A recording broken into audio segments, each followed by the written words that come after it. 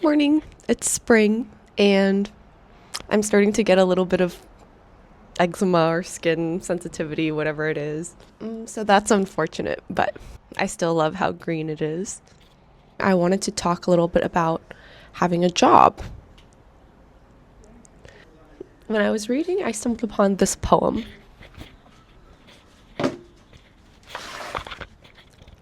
How happy is the little stone that rambles in the road alone and doesn't care about careers and exigencies, never fears, whose coat of elemental brown a passing universe put on, and independent as the sun, associates or glows alone, fulfilling absolute decree and casual simplicity. From a collection of poems by Emily Dickinson. I feel like that was very much the manifestation of my thoughts after leaving my first job, which wasn't the right job for me. I wish I could be that little stone who didn't care about careers and is so sure of its absolute decree. And I feel like this poem has very much a sense of a freedom. I don't know, when I read it in the anthology, I just felt very connected to it. And I thought, how relevant.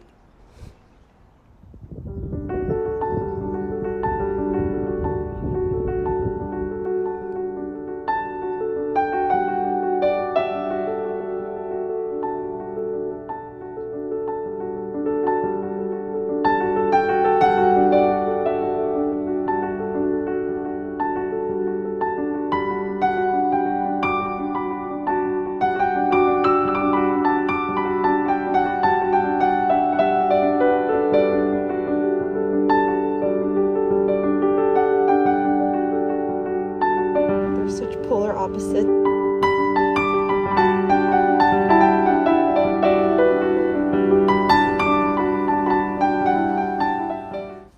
But I hadn't always felt like that. I hadn't always wanted to be a little stone away from society. And while I was reading Jodi Cantor's book, How to Start Discovering Your Life's Work, which I thought was a little bit overly corporatized, overly capitalist, a little bit trite at times, but I think some of the things that she said really did stick with me.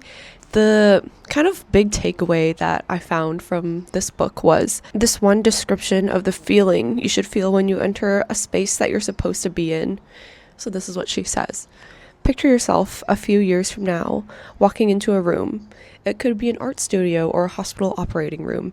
Maybe it's a home office serene with streaming sunlight and everything arranged exactly as you please.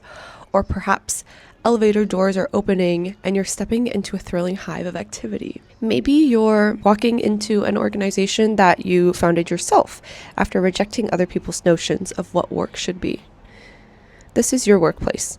Just walking through brings you pride, pleasure, and the adrenaline rush of opportunity. That moment is going to mean everything to you. You'll have to know when to refuse to settle.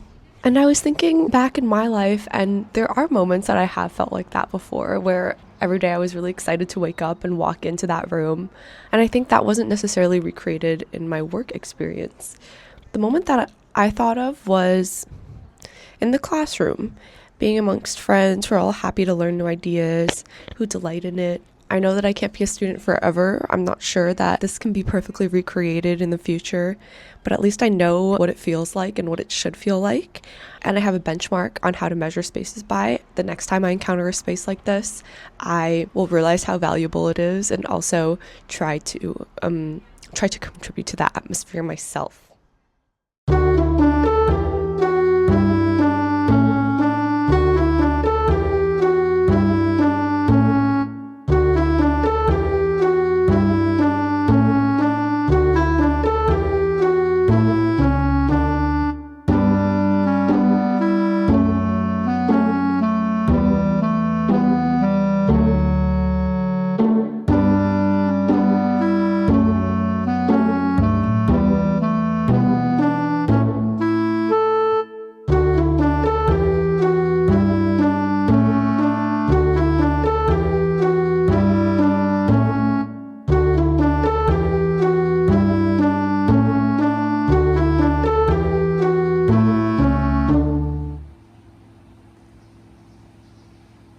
So recently I went down kind of a little rabbit hole about this woodworker named George Nakashima. He was an architect and crafter in the Japanese woodworking tradition, and he was also born into an era of mass destruction, incarceration, and a lot of pain. And yet, I think he came out of it with a very inspiring and hopeful life story. Tell you about what I found out about him. So he was a world-famous Japanese-American woodworker in the second half of the 20th century. He achieved fame as a leader of the modern American arts and crafts movement against a backdrop of increasing skepticism and accelerated mechanization, mass production, and the rationalization of life and work. His distinctive furniture was described as merging the Shaker tradition with Eastern influence on the organic whole. I thought he had such an interesting progression of the things that he was passionate about.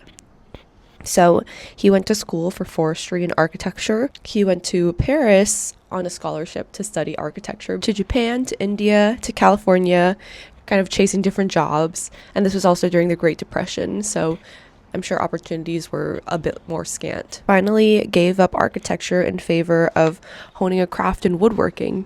And during World War II, he was interned and incarcerated, and he met a mentor, an experienced Issei carpenter, despite being in the deserts of Idaho.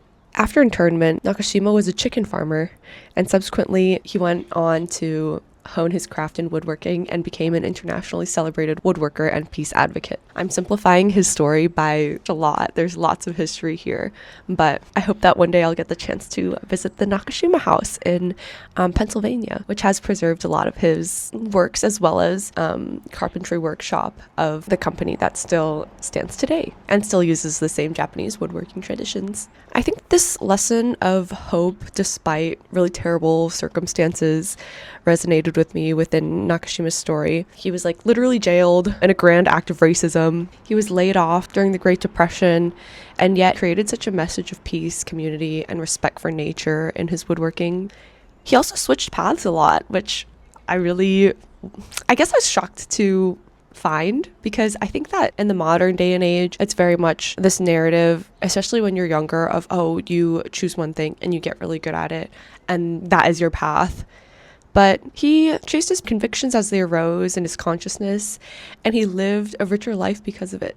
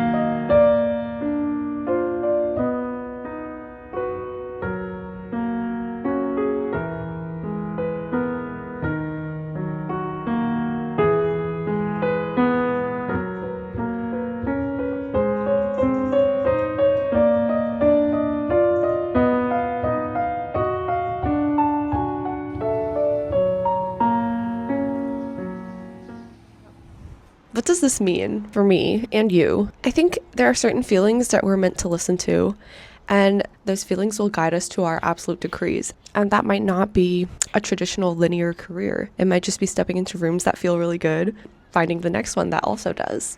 Jodi Kantor in her book also talks about when it comes to work or having a job, I think it's really easy to feel despair. I think there's a lot of bad, terrible horror stories about unforgiving and extractive work can be, and it's really easy to feel despair. Keeping hope alive is really hard, but I think the solution to having a job you dislike is not having a job. And I think that was pretty evident during my gap year time. I felt like I was really bored and lonely. I just felt like my life energy was kind of draining out of me. And for me, the solution is actually to have a quote-unquote job, or you can call it something else, that you have this feeling of delight, excitement, possibility. This is what you're meant to do, that feeling.